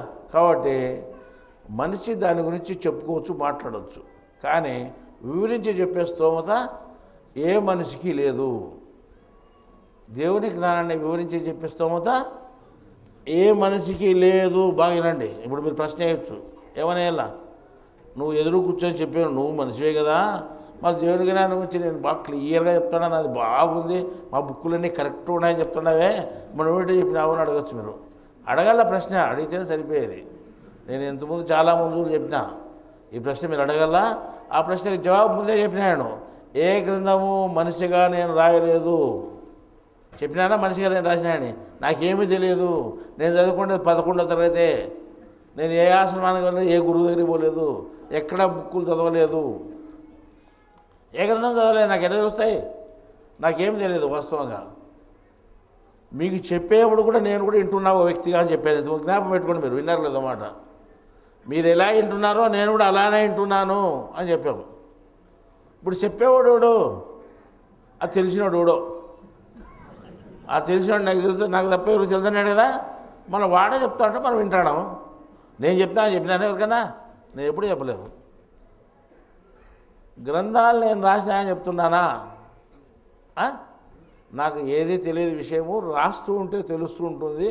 నాకు మొదటి తెలిసింది, తర్వాత మీకు తెలిసింది రెండో తూలని చెప్పినాను. కానీ మొదటి తెలిసి రాసినామా? ఆ పేరు కూడా తెలియదు మాకు. బుక్ పేరు కూడా, బుక్ పేరు తెలియంటే ముందు చెప్తాడు పలానా బుక్ అని. లిస్టులో లేని బుక్లు ఎన్ని వచ్చినాయి మీకు? ఇప్పుడు వచ్చిన బుక్ లిస్టులో ఉందా? లేదు.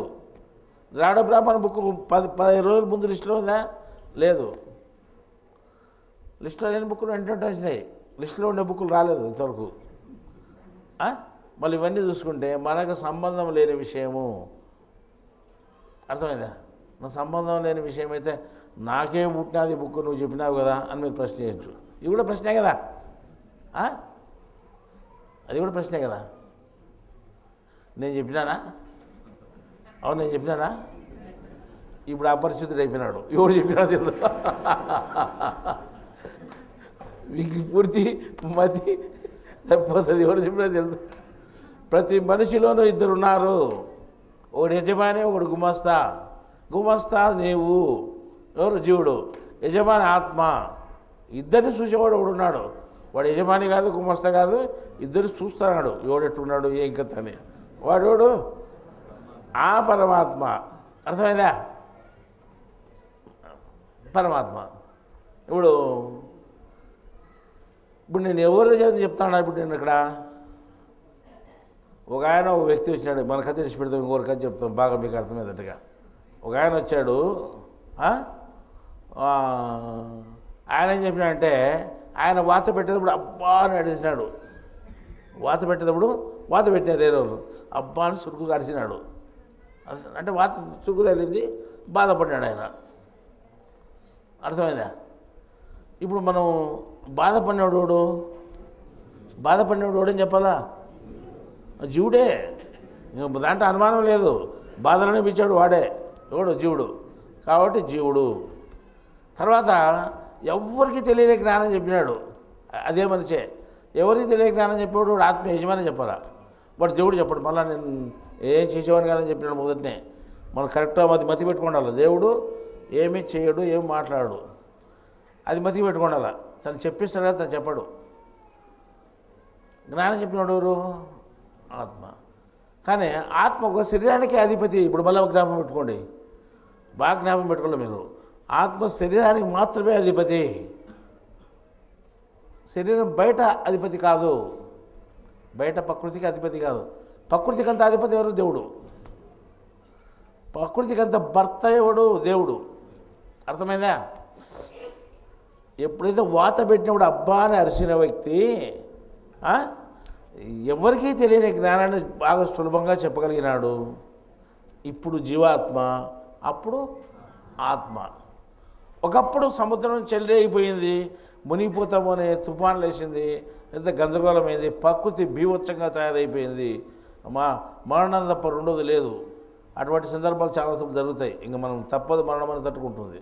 అప్పుడు ఆగిపోని ఒక మాట అంటే గప్చుప్పుగా ఆగిపోయింది. ఇంత ఏదే ప్రకృతి. శరీరంలో అధిపతి మాత్రమే ఆత్మ. అనువనున ప్రకృతికంతా అధిపతి ఎవరు? పరమాత్మ. ఆత్మ కంటే వేరుగా ఉండేవాడు పర ఆత్మ. ఆత్మ కంటే పరంగా ఉన్నాడు వాడు దేవుడు. అర్థమైందా? పరమాత్మ అనేవాడు దేవుడు. వాడు చెప్తే ఏం జరిగింది? ప్రకృతి అంతా అణిగిపోయింది, ఏమీ కదలలేదు, మెదలలేదు. ఒక తూరు వాత పెడితే అబ్బా అన్నాడు. వాడిని ఏమన్నాను మనం? జీవాత్మ అని మతి పెట్టుకోండి. జీవాత్మ. వాడు ఆ జీవాడు కాదు, అనిపించేవాడు కాదు, అబ్బా అన్నాడు చేశాడు. అబ్బా అంటే నాయన అని అర్థం. వాళ్ళ ఆయన మతి చేసుకున్నాడు. ఎవరు? జీవుడు. తర్వాత ఎవరికి తెలియని జ్ఞానం చెప్పినప్పుడు వాడు ఎవరు అనుకోవాలి మనం? ఆత్మ. ఒక మనిషిలో ఉంటేనే ఇదంతా. మళ్ళీ వాడు సపరేట్ ఇదంతా అనుకుంటారు. ఒక మనిషిలోనే జరిగిన తతంగం అంతా. ఈ తతంగంలో మీరు ఎలా గుర్తుపట్టగలుగుతారు? అదే మనిషి ప్రకృతిని శాసించినాడు. అప్పుడు ఏమనాలి మనం? పరమాత్మ అనాల. కానీ పరమాత్మ ఎక్కడ బయటపడదు. ఆ సందర్భానుసారం నిరూపణ నిమిత్తం ఎక్కడో తిరిగి రకంగా చేయాల్సింది తప్ప ఎక్కడ రాదనమాట. ఒక మనిషిలో 3 ఆత్మలున్నాయ నిరూపణకు వచ్చే నిమిత్తము అలా చేయాల్సి పని వచ్చింది. పరమాత్మగా ఉండి ప్రకృతిని శాసించవచ్చు, ఆత్మగా ఉండే జ్ఞానాన్ని చెప్పవచ్చు, జీవాత్మ ఉండే కర్మలు అనుభవించనువచ్చు. అర్థమైందా? ఒకే మనిషిలో 3 పోర్షన్లు ఉన్నాయి. కానీ మన పోర్షన్ మనకు తప్ప ఇంకో పోర్షన్ తెలుసు మన శాశ్వతమైన పోర్షన్లు ఉన్నాం. ఆ పోర్షన్ ఇడిచిపెట్టి పక్క పోర్షన్ ఏదో చూడాలనుకుంటున్నాము, ఆత్మను దర్శనం చేసుకోవాలనుకుంటున్నాము. అది మనకు సాధ్యం కాదు. ఆత్మజ్ఞానమే మనకు తెలియదు. ఆత్మజ్ఞానం చేస్తే ఆత్మను తెలియవచ్చు. అర్థమైందా? ఇప్పుడు ఈ రకంగా లెక్కేసుకుంటే ఒక మనిషిలో 3 ఆత్మలు ఉన్నాయి. 3 ఆత్మలు ఒక మనిషిలో మెదులుతున్నాయి. వాడు ఎవడు ఎప్పుడు ఏం మాట్లాడుతాడో మనకు తెలియదు. అది ఎక్కడో ఒకసారి జరుగుతుంది. కానీ వాడిని గురువు అనొచ్చు, వాడు ఎక్కడా తెలియబడడు.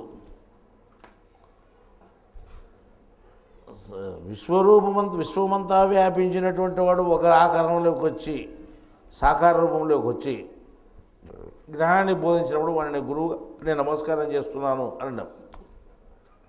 విశ్వమంతా వ్యాపించినటువంటి ప్రకృతి అంతా వ్యాపించినట్టు ప్రకృతికి అధిపతికున్నాడు దేవుడు. వాడు ఎప్పుడైనా మనిషిగా రావచ్చు. మనిషిగా వస్తే ఏమవుతుంది? మన భగవంతుడు అంటాం, మన గురువు అంటాం. ఒక లెక్కలో భగవంతుడు అంటాం, ఒక లెక్కలో వాడిని గురువు అంటాం. గురువు అని పేరు పెట్టినాం. కానీ అట్లా వచ్చినోడు ఎవరికి తెలియదు. వాడు వచ్చినటువంటి వాడు ఎట్లుంటాడంటే, మనం చెప్తే అక్బర్ చక్బర్ వాడు ప్రజల్లోకి వచ్చి తెలియకుండా పోయినట్టు మారువేషంలో వాడికి తెలియదు. కాబట్టి వాడిని గుర్తుపట్టలేము. కానీ గురువుని ఎవరు గుర్తుపట్టలేరు. గురువుని ఎవరు గుర్తుపట్టలేనప్పుడు శిష్యులు ఎట్లుంటారు? శిష్యులు ఉండరు. గురువుకు శిష్యులు ఉంటారా? ఉండరు. ఏది గురువు అని తెలియచగదు ఉండేది అడిగి ఉండరు అనమాట. మన ఇప్పుడు గురువు అనేది తెలియబడు అని ఉంది అనమాట. గురువు అనే పుస్తకంలో గురువు అనేది తెలియబడు, అది ఒరిజినల్ జ్ఞానం, అది వాస్తవమైన జ్ఞానం. వాస్తవమైన జ్ఞానం ఉంది కాబట్టి అందులో శక్తి ఉంది. ఆ శక్తి ఉంది కాబట్టి మన తలలో కరుచుకుంది, తలనొప్పిని పెరికేసింది. అది అబద్ధమైతే ఇది ఏమాత్రం అంటుకునేది కాదు. ఇనప ముక్కన అయస్కాంతం కరుచుకున్నట్టు ఒకటి కరుచుకుంటా ఉంది అంటే పచ్చి శరీరం పచ్చిది కాదు, దీనికి ఏం ఆకర్షణ లేదు. ఈ పచ్చి శరీరంలో గ్రంథం కలుసుకుంటా ఉంది అంటే ఏమీ లేదు. అందులో ఏదో కనపరాని తతంగం ఉంది కదా. ఆ కనపరాని తతంగం అంటే ఏమిటిది? అదే జ్ఞానశక్తి. ఆ జ్ఞానశక్తి ఎక్కడుంది? గ్రంథంలో ఉంది. ఏ గ్రంథంలో ఉంది? ఇక్కడ పుట్టిన ప్రతి గ్రంథంలోనూ ఉంది. ఆ చిన్న గ్రంథం కావచ్చు, పెద్ద గ్రంథము కావచ్చు, ఇక్కడ పుట్టిన ప్రతి గ్రంథంలోనూ ఉంది. కాబట్టి ఈ గ్రంథాలలో, ఇటువంటి గ్రంథాల్లో ఇక్కడ పుట్టిన గ్రంథాలు ఎన్ని ఉన్నాయి? 57. ఇప్పటికి 57 గ్రంథాలు ఉన్నాయి. 57 కుమారుడు పుట్టాడు. ఆ కుమారుడు పుడుతూనే పేరు ప్రతిష్టలు తెచ్చుకున్నాడు.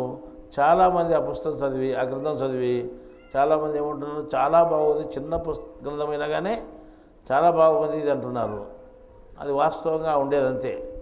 అందులో మళ్ళా శక్తి ఉందా లేదా అని అంటే అది నీ నమ్మకాన్ని బట్టి, నీ కర్మను బట్టి తెలుస్తుంది. అది తెలిసేది కాదు. కానీ మాకు తెలుసు అది శక్తివంతమైంది. ఎందుకు అంటే దాంతో చెప్పినంత దైవ జ్ఞానం, దేవుని గురించి చెప్పినది. దేవుని గురించి ఎవరు చెప్పాలా? ఆత్మే చెప్పాలి, మనం చెప్పేదానికి కాదు. మనమంతా వాత పెడితే అబ్బా అనేవాళ్ళం మనం. అర్థమైందా? మనకు తెలుదు. ఇప్పుడు మీరు పాద నమస్కారం చేయని చాలామంది వస్తారు. అది వద్దు అని చెప్తున్నాను. ఆ పాద నమస్కారం చేయొద్దండి, మంచిది కాదు, నేను మీతో సమానమే, మీకంటే నేను ఏమీ పెద్ద కాదు అని చాలాసార్లు చెప్పుకున్నాను. అది ముందు చెప్తున్నా, ఇప్పుడు చెప్తున్నది 100% వాస్తవం అది. కానీ మీకు మాకు పెద్ద అయినాడు ఇంకోడున్నాడు, వాడు మీకు తెలియడు, మాకు తెలుసు. మేము మాట్లాడుకోకున్నా వాడు మాట్లాడతాడు, మేము రాయకున్నా వాడు రాస్తాడు. అట్లా రాసినటువంటి పుస్తకాలు, అట్లా మాట్లాడినట్టే మాటలు. అర్థమైందా? ఈ రకంగా ఇప్పుడు ఈ జ్ఞానశక్తి అనేది ఏదైతే ఉందో అది ప్రతి మనిషికి అవసరము. ఎందుకు అవసరం అంటే ప్రతి మనిషికి కర్మ ఉంది. ఆ కర్మను మనం పోగొట్టుకోవాలా అంటే జ్ఞానం తప్పనిసరిగా మనకు అందరికీ అవసరమే. మళ్ళీ జ్ఞానం తప్పనిసరిగా అవసరం అంటే ఏ జ్ఞానం అవసరం? దైవ జ్ఞానం అవసరం. దైవ జ్ఞానం ఎక్కడుంది? ఇప్పుడు చాలా చోట్ల చాలా సంస్థలు జ్ఞానాన్ని బోధిస్తున్నాయి. చాలా ఆర్భాటాలతో బోధిస్తున్నారు వాళ్ళు. చాలా ప్రకటనలు చేసి ప్రచారం చేసి చాలా అడ్వర్టైజ్మెంట్లు ఇచ్చి బోధిస్తున్నారు. ఇక్కడ అడ్వర్టైజ్మెంట్ ఉండదు, ప్రచారం ఉండదు, ఏముండదు. బయటికి కనపరిచేది ఉండదు. ఎవడు చెప్తాడో ఇప్పుడు కూర్చొని చెప్పేది మాత్రం చెప్పేది అంతే, అయిపోయా. లోపల ఏం రాస్తారో రాసేది అంతే. కానీ బయటకు మాత్రం కనిపించేది ఉండదు. కానీ బయట ఉపన్యాసాలు చెప్పేవాళ్ళు చాలామంది ఉన్నారు. అట్లాంటిది ఇక్కడ లేదు. కానీ ఇక్కడ శక్తి ఉంది అని చెప్తున్నాం. ఇప్పుడు శక్తి ఉంది లేదు అనే దానికి ఏం తేడా, ఎట్లా మేము నమ్మచ్చు అంటే చెప్పాను. ఎక్కడో విదేశాల్లో వ్యక్తి నాకు తలనొప్పి వచ్చింటే నేను గ్రంథం పెట్టుకుంటే పోయింది అని వాళ్ళు చెప్పడమే కాకుండా ఫోటోలుగా పంపించారంటే విచిత్రమే కదా అది. ఇంతకుముందు ఆ ఫోటోలు మనం చూస్తే ఏదో వాళ్ళకు తగులుకుని ఉండే ఫోటోలు చూసాం. అంటే ఎలా తగులుకుండానే ఒక హేతువాదిని ప్రశ్నించాం మేము. జన విజ్ఞాన వేదికలో మామూలుగా టీవీలో ఎప్పుడు పొద్దుగులో మాట్లాడే వెంచిని అన్నిటికీ అడ్డం మాట్లాడే వ్యక్తిని అవునంటే కాదంటే అవునంటాడు. ఆ మనిషిని అడిగినామని ఈ బుక్కులు ఎందుకు కరుచుకున్నాయని మనం ఇంకో మనిషితో అడిగిచ్చినాం అనమాట. ఏమని అంటే ఈ పుస్తకాలు కరుచుకున్నాయి, ఏదో పెద్ద మోసం చేస్తున్నారైనా, పెద్ద మాయ చేస్తున్నాడు, పుస్తకాలు రాసిన ఆయన ఏం మోసం ఉంది మీరు చెప్తారా కనిపెట్టి అని చెప్పినాం. అంటే ఏం చెప్తాడని, ఏ మోసం ఉందని చెప్తాడో, కరుచుకునేదని ఏం చెప్పేది కాదు కదా. చూస్తానులే అని ఇప్పించుకున్నాడు. చూసినాడు. చూసిన తర్వాత మళ్ళీ అడిగితే చూడలేదు, ఇంకా అది అప్పలేదు, టైం లేదు, చూడలేదు. మళ్ళీ అడగంగా దినామ చూడలేదంటే ఏం బాగుంటుంది, నా దగ్గర DVD ప్లేయర్ లేదు అని చెప్పినాడు. అంత పెద్ద దగ్గర DVD ప్లేయర్ లేకుండా ఉంటుందా? సరే మేము తీసుకొచ్చి ఇస్తామంటే వదిలే, మేము చూస్తానులే, మేమే తీసుకొచ్చి చూపించాలని కూడా చూడలేదు. జవాబు చెప్పబడుతుంది. జవాబు చెప్పడానికి సాధ్యం కాదు. ఇంక వాళ్ళు ఏంటంటే అడ్డా మాట్లాడితే మనం చెప్పలేం. కానీ వాస్తవంగా దానికి ఏ సమాధానము చెప్పలేని పరిస్థితి ఉంటుందన్నమాట. అది ఎక్కడ జరగని విషయాలు.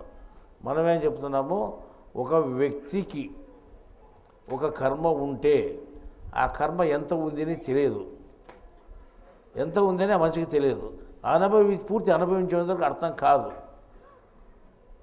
అది 10 రోజులు ఉండొచ్చు, 5 రోజులు ఉండొచ్చు, 3 రోజులు ఉండొచ్చు, 1 రోజు ఉండొచ్చు. కానీ కర్మ ఎంత ఉందో ఎవరికి తెలియదు, ఎంత గాఢంగా ఉందో తెలియదు. అదే భగవద్గీతలో ఒక శ్లోకం, ఏది కర్మో ఏది వికర్మో ఏది అకర్మో పండితులకు కానీ ఏమాత్రం తెలియబడదు అని చెప్పిందా. కర్మ విషయంలో ఏ పండితులు కూడా ఎవరికి అర్థం కాని విషయము అని చెప్పారు. పండితులు కూడా ఈ కర్మ విషయం తెలియదు. కానీ కర్మ ఉండేది వాస్తవమే, జ్ఞానం ఉండేది కూడా వాస్తవమే, జ్ఞానం మీ కర్మలు తీసేసేది కూడా వాస్తవమే. అయినా కానీ కర్మ పోయిందా లేదా అని నీకు తెలియదు. అంటే ప్రత్యక్షంగా కనిపిస్తున్నప్పుడు తెలుస్తుంది, కానీ మామూలుగా తెలియదు అన్నమాట. ఇప్పుడు మామూలుగా తెలుసాలంటే ఎట్లా ఉంటుంది? ఇప్పుడు మేమున్నాము, మాకు 19 సంవత్సరాలు అంటే షుగర్ ఎప్పుడైనా కొలుసు 300 పైన ఉంటుంది. అదే మనం హోటల్లో సీనా ఉండే కౌంటర్లో ఒక ఆయన శ్రీనివాసులని, నా వయసే అయిపోతుంది కూడా, నాకంటే ఇంకో 2 తక్కువే ఉంటాడు, ఓ 4-5 ఏళ్ళు తక్కువే. ఆయన ఒకరోజు నడిచింటే, ఆయన కూర్చొని నీకు ఎందుకైనా ఒకరోజు కోపం వచ్చి పనిష్మెంట్ వచ్చి పని చేయమని చెప్పినాం. ఒక్కరోజు నడిస్తే కాలు బొబ్బు పోయింది, కాలు బొబ్బు పోయి 2 కాళ్ళు సెప్టిక్ అయినాయి. 4 రోజుల్లో పైకి ఒక జాడదం పైకి ఎక్కిపోయింది, సెప్టిక్ అయిపోయింది. అది హైదరాబాద్లో కామినేని హాస్పిటల్ పంపించి 40,000 ఖర్చు పెట్టాం అది బాగా చేయడానికి. అది ఇంకా పూర్తి పాకాలని ఉన్నాడు ఆయన అంతవరకు. ఒక్కరోజు నడిస్తే కాలు బొబ్బు పోయి సెప్టిక్ అయ్యి 40,000 ఖర్చు పెట్టినా బాధపడకుండా ఇప్పుడు హాస్పిటల్లో అనుభవిస్తున్నాడు ఆయన కర్మ. మాకు గాయమైన అదంతకదే మారిపోతూ ఉంది. గాయమైనా కానీ మేమేమి చేయకుండా అదంతా మారిపోతూ ఉంది. అర్థమైందా? అంటే అప్పుడు ఏమి తేడా ఓ మనిషికి షుగర్, ఆయన కూడా షుగర్ ఉంది, 2 గంటల లోపలే కంట్రోల్లో ఉంది మందులు ఇస్తుంటే. నాకు షుగర్ ఉంది, నాకు కంట్రోల్ లేదు. ఆయన 3-4 ఏళ్ళ షుగర్ వచ్చి నాకు దగ్గర 19 సంవత్సరాలు అయింది. కానీ ముఖం చూస్తే షుగర్ ఉండే మనిషి అని ఎవరు అనుకోరు. సరే ఎట్లా కొట్టినాను. మళ్ళీ గాయమైతే మానిపోవడము విచిత్రం కదా. ఇంకో విచిత్రం ఉంది. 2003లో ఈపన ఒక రంధ్రం పడింది, లోపల సిమ్ కూడిందంతా ఈపన భుజములకు. అది ఏమి నొప్పి లేదు, కానీ అది ఏదో కర్మ ఉంది వచ్చింది. ఆ బాధ అనుభవించలేదు. నేను చెప్పిన జీవుడు అనుభవించేవాడు చూడని చెప్పినా కదా. వాత పెడితే అనుభవిస్తారు, దెబ్బ తగిలితే అనుభవిస్తారు, ఏదైనా అనుభవించాలా. కానీ అనుభవం లేదు. అది ఒత్తితే జిమ్మేదనమాట ఇట్లా బయటికి. అది ఒక 10-15 రోజులు ఒత్తంగా లోపల ఉండేదంతా వచ్చింది అనమాట. డైలీ కొంత కారేది. బనీనికి కూడా అయ్యేది, వేసుకున్న బనీనికి కూడా. మళ్ళీ షుగర్ ఉండే వ్యక్తికి సీము పట్టి గాయమైంది లోపల అంటే అది తీవ్రంగా కావాలి కదా.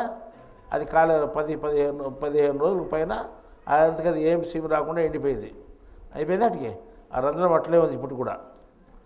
మళ్ళా 2009లో వచ్చింది మళ్ళీ అదే సేమ్. అదే 2003 నుంచి 6 సంవత్సరాల తర్వాత 2009లో సేమ్ అదే వచ్చింది. అక్కడ కూడా మళ్ళా సీమ్ కావడం జరిగింది. అప్పుడు విశాఖపట్నం దగ్గర అగరంపూడిలో కృష్ణుడిగడ్డి కట్టిస్తూ ఉన్నాం మేము. అక్కడ అదే పనికి పోయి ఆ కార్యంలో ఉన్నాం. అప్పుడు ఇది లెక్క పెట్టలేదు దీన్ని. కొంతమంది చెప్పినట్టు డాక్టర్లు ఆపరేషన్ చేయించి లోపల ఉండే సీములంతా తీసేయాలో పెట్టుకున్నారు. కానీ దాన్ని పెట్టుకోలేదు. కానీ అది డైలీ ఇంత బయటకు వచ్చింది. ఒత్తితే అక్కడ దూరంగా చింపేది అనమాట, అంత లోపల ఉండేది. కానీ ఇప్పుడు అది అప్పుడు కూడా ఒక నెల, కనీసం అంటే 20 రోజులకి అది బాగా అయిపోయింది. అర్థమైందా. మళ్ళా 2009 నుంచి 2015 ఇప్పుడు వచ్చింది అది. ఇప్పుడు వారం 10 రోజులుగా సీమ్ కారుతున్నది, బనీనికి అవుతూ ఉంది. స్నానం చేయడం వస్తే జిమ్ముతుంది సీము. అంటే అది ఎక్కడ నొప్పిండో నాకేం తెలియదు, అది ఏం వస్తుందో తెలియదు. వెనకాల చూసేవాళ్ళు చెప్తారు ఇది ఉంది ఇది ఉందని. బనీనికైనా మరకలు చూస్తున్నాము ఉందని. కానీ బాధ లేదు. అంటే కర్మ అనేది ప్రత్యక్షంగా అనుభవించుకుంటే తప్పించుకున్నట్టే కదా మనం. ఇది ప్రత్యక్ష సాక్ష్యం కదా మనకు. ఈ విధంగా సాక్ష్యాలతో కూడుకుని ఉంటుంది జ్ఞానము. అంటే జ్ఞానం అంటే ఏదో మాటలతో కూడుకొని గాలివేయ మాటలు అనుకోవద్దండి. అక్షర రూపంలో ఉండేది ఏముంది, ఇవన్నీ అన్ని అక్షరాలే కదా, అన్ని కాగితాలే కదా, అన్ని గ్రంథాలు కదా అనుకోవద్దండి. శక్తివంతమైన గ్రంథాలు ఉన్నాయి, శక్తివంతమైన మాటలు ఉన్నాయి అని ఇంతకుముందు దయాలు యథార్థ సంఘటన కూడా నేను చెప్పాను. నేను ఇప్పుడు కూడా అదే విషయాన్ని చెప్తున్నాను. మీరు జ్ఞానము అనేది శక్తివంతమైందని, శక్తివంతమైన జ్ఞానం ఎక్కడుందని గ్రహించి ఎక్కడైతే శక్తివంత జ్ఞానం ఉందో దాన్ని మీరు తెలుసుకుంటారని మరీ నేను కోరుతూ ఈ సమావేశాన్ని ఇంతటితో ముగిస్తున్నాము.